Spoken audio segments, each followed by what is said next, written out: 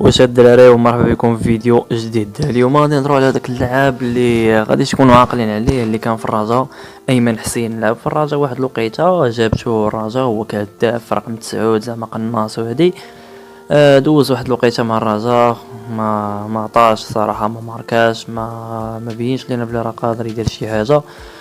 دابا راه مع المنتخب ديالو العراقي، راه كيدير اداء اللي كبير في بطوله ديال كاس اسيا، وتا مع فرق شو راه كيقدم نيفو اللي زوين صراحه. الدراري اللي متبعينو شويه غادي يشوفوا بيوتا ديالو، راه هو الهداف يمكن كاع. داز من الرجاء ما عطاش الصراحه، ما عرفتش واش المشكل كان منه ولا كان من اللعابه اللي ما كانوش كيعطيو كواري مزيانين باش انه يماركي ويجيبها في الشبكه.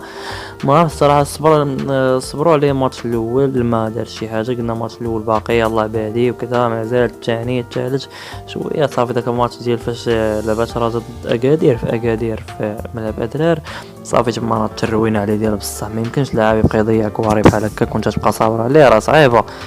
ولكن كاين عاود اللي كيقول لا كون غير زاد شويه، عنده مقومات ديال انه يكون هداف وكذا، غير كاينه شي مشكله مازال ما تصلحاتش ديك الساعه يمكن.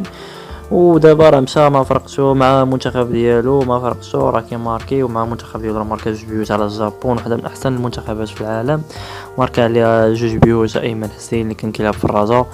فراه صراحه ما صعيب باش انك تعرف واش جمهور الرجاء شي وحدين منهم اللي غلطوا ولا ايمن حسين كان في ديك الوقيته عيان. نزيد عليها ما تقارنش النيفو عاوتاني ديال فرقته مع النيفو ديال الرجاء والنيفو اللي كتلعب فيه الرجاء. راه شفنا نايف اكرد كيلعب في ويست هام يونايتد دابا، لعب في الفتح، لعب في فرنسا، وقال لك انا ما كنتش باغي نمشي للرجاء حيت عارف الضغط اللي كاين في الرجاء ووداد وهادي، كعارف الضغط اللي كاين تما وهادي، داكشي علاش تفضل انه ما يمشيش ليهم. تما اللعاب صعيب يبان، راه خابا كان كيطير في اسفي، وجا الرجاء ما عطاش داكشي اللي كان بغاو منه الناس وهادي.